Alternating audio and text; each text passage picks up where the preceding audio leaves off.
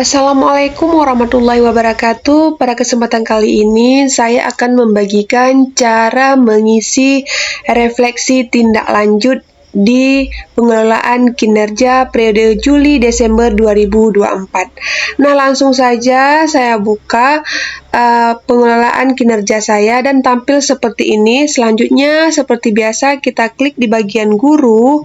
Selanjutnya, pilih sebagai pegawai. Nah, di sini praktik kinerja saya di periode Juli-Desember 2024 yaitu sudah mencapai 75%. Nah, selanjutnya agar di sini nanti mencapai 100%, maka kita harus mengisi refleksi tindak lanjut. Selanjutnya kita klik cek praktik kinerja. Nah, seperti ini langsung muncul indikator seperti ini, ada perhatian dan kepedulian. Maka selanjutnya kita isi di bagian ini. Pembinaan kinerja, isi dokumen refleksi tindak lanjut. Nah, di bagian pembinaan kinerja atau isi dokumen refleksi tindak lanjut, kita klik di bagian isi dokumen ini. Nah, di sini ada langkah-langkah refleksi tindak lanjut. Lakukan refleksi, capaian, dan tantangan yang dialami setelah tindak lanjut kita isi. Selanjutnya diskusi dengan atasan dan lakukan upaya perbaikan untuk membantu Anda meningkatkan kinerja. Langsung kita scroll ke bawah. Nah, di sini formulir refleksi tindak lanjut.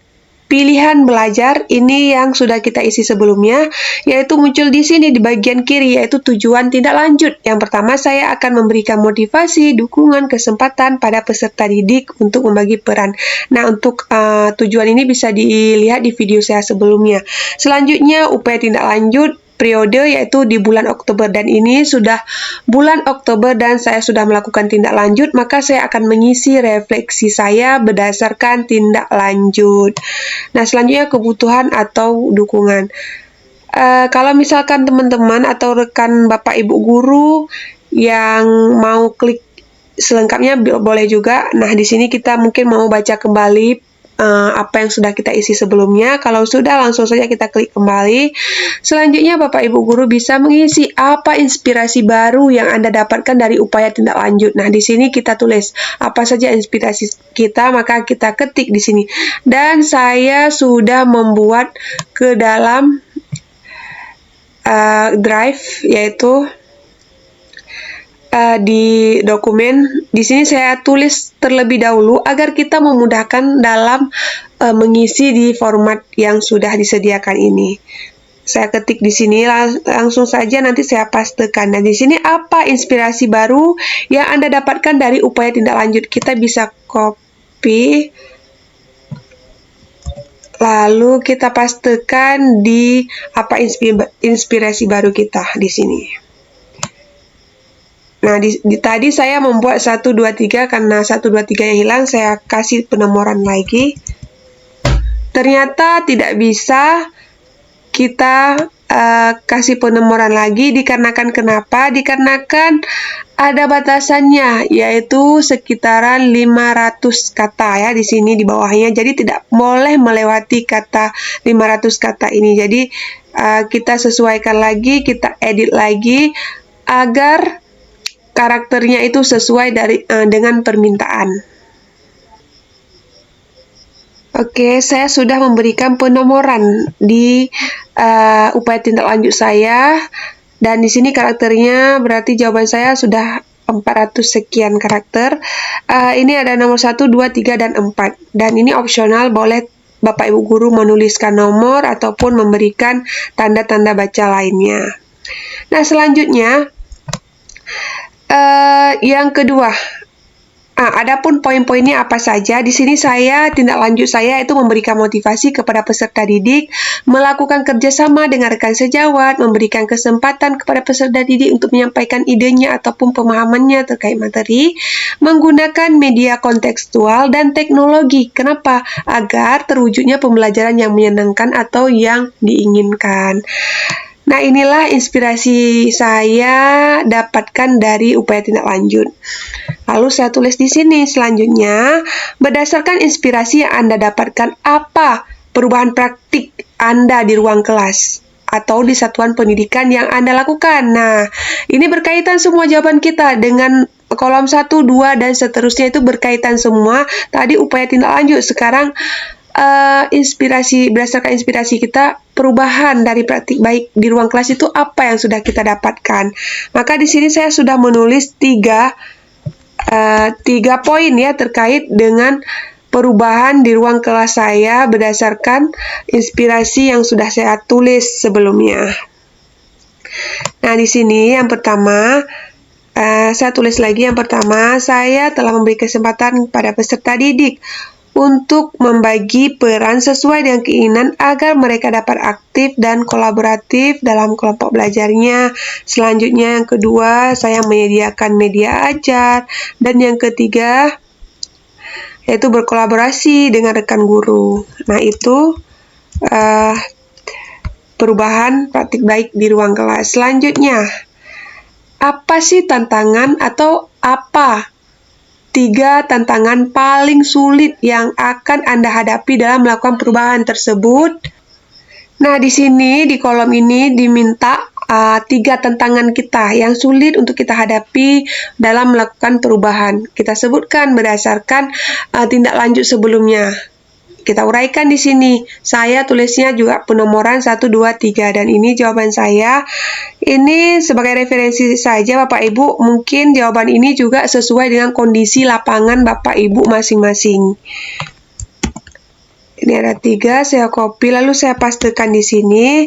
Yang pertama, tantangan saya yaitu peserta didik masih ada yang belum berani mengemukakan pendapat. Ini tantangan paling sulit untuk saya lakukan agar mereka berani memberikan pendapat. Selanjutnya, tantangan yang kedua, kurangnya kesadaran peserta didik akan pentingnya belajar. Yang ketiga yaitu kesulitan dalam menyiapkan media. Dan di sini kesulitan yang saya hadapi untuk melakukan perubahan itu apa? Yaitu menyiapkan media ajar sesuai dengan kontekstual. Misalnya materinya apa, lalu saya cari medianya, berbagai sumber itu sangat sulit saya dapatkan. Mungkin itu hal tantangan yang masih sulit saya lakukan untuk melakukan perubahan. Nah, selanjutnya, poin selanjutnya itu bagaimana rencana Anda dalam mengatasi tantangan tersebut agar bisa memastikan perubahan terjadi. Nah, rencana kita untuk mengatasi tantangan yang 3 tadi apa aja agar dapat terjadi atau memastikan perubahan tersebut dapat terjadi. Dan di sini saya sudah menuliskan kembali.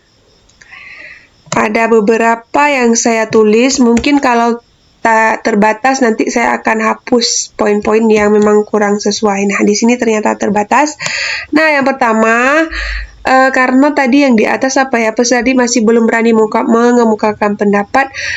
Untuk mengatasi tantangan tersebut, saya pasti melakukan komunikasi yang efektif terhadap peserta didik. Di sini saya pasti harus berkomunikasi dulu. Apa yang mereka hadapi sehingga belum berani mengemukakan pendapat. Dan ini kan berdasarkan pengalaman Bapak Ibu masing-masing yang Bapak Ibu hadapi di ruangan kelas bisa diuraikan di kolom ini. Yang pertama yaitu saya melakukan komunikasi, yang kedua yaitu saya melakukan memotivasi keterlibatan siswa dalam proses pembelajaran ataupun berdiskusi kelompok.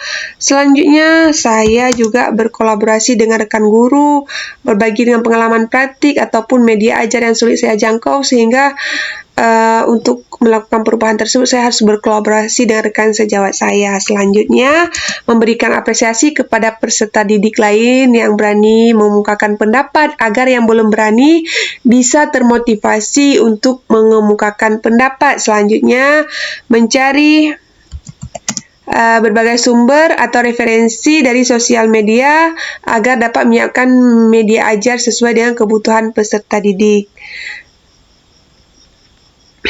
Nah, inilah hal yang saya lakukan agar tantangan tersebut dapat saya atasi. Dan di sini ada 5 poin penting yang mewakili tantangan tersebut. Nah, selanjutnya mari kita lihat di bagian bawah. Di sini pilihan belajar dari platform Merdeka atau PMM. Apa inspirasi baru yang Anda dapatkan dari upaya tindak lanjut Selanjutnya ini sama juga pertanyaannya. Sama juga pertanyaan dari pertanyaan di atas. Nah, pertanyaan ini sama dengan pertanyaan sebelumnya, jadi bisa diisikan kembali tantangan seperti yang di atas. Setelah Bapak Ibu mengisi rangkaian refleksi tindak lanjut, maka kita klik kumpulkan di bagian kanan bawah seperti ini. Kita klik kumpulkan.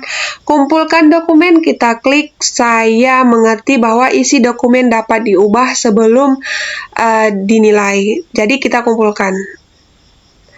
Nah, di sini sudah kita kumpulkan, di sini muncul berhasil kumpulkan dokumen dan pelaksanaan praktik kinerja selesai. Anda dapat lanjut cek pengembangan kompetensi dan tugas melalui beranda. Kita kembali ke beranda.